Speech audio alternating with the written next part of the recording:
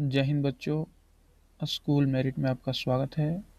मैं राहुल और आज हम क्लास 10 साइंस के 20 मोस्ट इम्पोर्टेंट प्रश्न सॉल्व करेंगे। तो बिना समय बर्बाद किए शुरू करते हैं। आज का पहला क्वेश्चन है, निम्नलिखित में से कौन सा रासायनिक परिवर्तन है? बर्फ का पिघलना, पानी का उबलना, लोहे में जंग लगना, चीनी का घुलना। बर्फ का पिघलना हमारा फिजिकल चेंज है, पानी को उबलना फिजिकल चेंज है, लेकिन लोहे में जंग लगना हमारा रासायनिक परिवर्तन है। राइट आंसर हमारा हो जाएगा answer number C. Question number 2 है, मैग्नीशियम रिबन को जलाने पर क्या बनता है? तो मैग्नीशियम रिबन को जलाने पर यानी कि 2Mg प्लस O2 जो मिल के बनेगा 2MgO यानी कि MgO बनेगा। Right answer MgO। संतुलित रासायनिक समीकरण किस नियम पर आधारित है? तुमको पता होना चाहिए कि द्रव्यमान संरक्षण के नियम पे आधारित होता है, तो इसका राइट आंसर बी हो जाएगा। इसका हम सॉल्यूशन देख लेते हैं। द्रव्यमान संरक्षण का नियम, जिसको law of conservation of mass के अनुसार, किसी भी बंद प्रणाली में रासायनिक या भौतिक परिवर्तन के दौरान द्रव्यमान को न तो उत्पन्न किया जा सकता है और न ही नष्ट किया जा सकता है। अर्थात अभिक्रिया से पहले अभिक्रिया का कुल द्रव्यमान अभिक्रिया के बाद बनने वाले उत्पादों के कुल द्रव्यमान के ठीक बराबर हो। क्वेश्चन नंबर 4 है, निम्नलिखित में कौन सी संयोजन अभिक्रिया है? आंसर नंबर बी में CaO plus H2O calcium oxide plus जल मिलकर CaOH के होल ट्वाइस बना रहे हैं, यानी कि इस फार्मूला को सेटिस्फाई कर रहे हैं। तो हमारा राइट आंसर हो जाएगा ऑप्शन बी। क्वेश्चन नंबर 5 देखेंगे, विघटन अभिक्रिया का उदाहरण कौन सा है? तो विघटन अभिक्रिया का जो फार्मूला है उसमें होता है AB arrow A plus B। तो इसको फॉलो हमारा सी नंबर कर रहा है, तो राइट आंसर हो जाएगा हमारा सी। अब इसका हम देख लेते हैं कि इसका क्या फॉर्मूला होता है।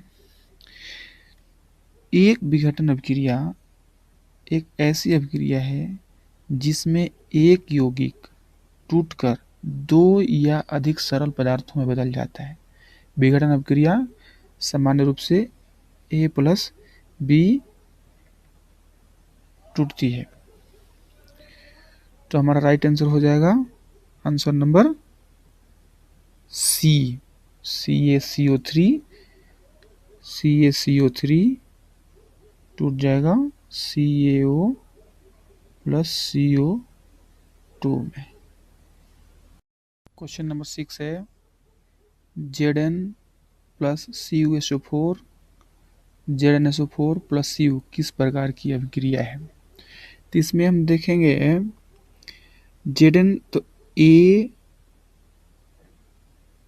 Plus BC A C plus B में बन रहा है।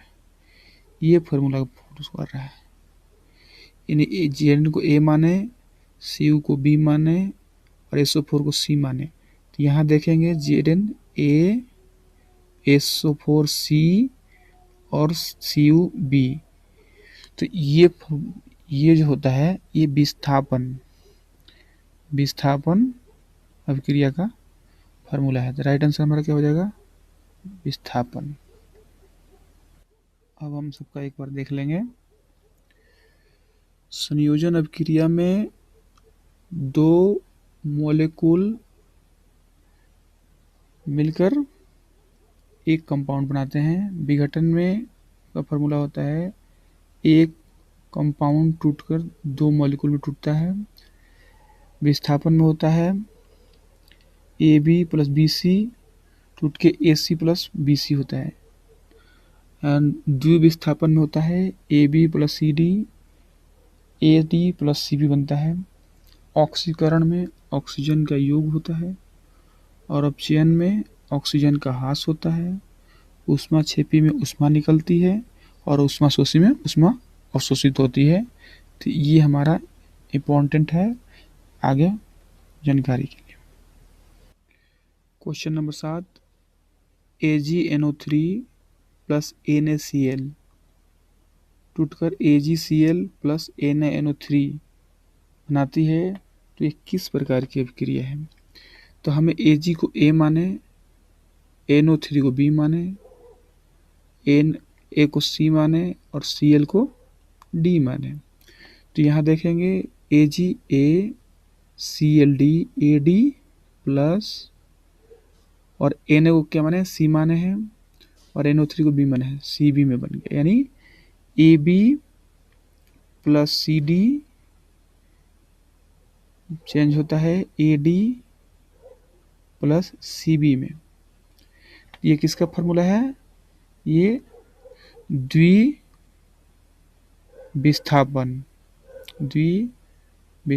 का फॉर्मूला है। तो राइट आंसर हो जाएगा ऑप्शन C, द्विविस्थापन।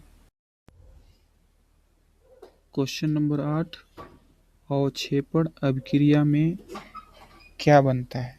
तो अवक्षेपण अभिक्रिया में ठोस अवक्षेप बनते हैं। तो आंसर बी हो जाएगा। क्वेश्चन नंबर 9, ऑक्सीकरण का अर्थ है। तो जैसे पहले हम बता चुके हैं कि ऑक्सीकरण में ऑक्सीजन का योग होता है। तो राइट आंसर ए हो जाएगा। क्वेश्चन नंबर 10, अपचयन का अर्थ है। तो जैसे पहले बता चुके हैं अपचयन में ऑक्सीजन का ह्रास होता है। तो राइट आंसर हो जाएगा बी। क्वेश्चन नंबर 11, श्वसन किस प्रकार की अभिक्रिया है? यानी सांस लेना किस प्रकार की अभिक्रिया है?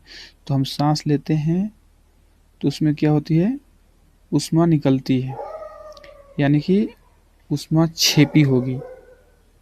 ऊष्मा छेपी मतलब ऊष्मा का निकलना, ऊष्मा शोषी मतलब जो ऊष्मा को शोषित कर दे। तो राइट आंसर हमारा बी हो जाएगा।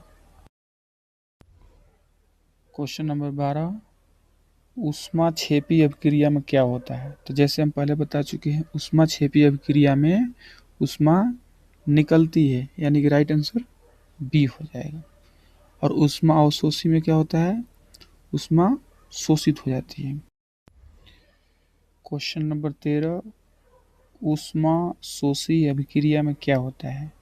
तो ऊष्मा शोषी अभिक्रिया में ऊष्मा अवशोषित होती है। तो राइट आंसर बी हो जाएगा।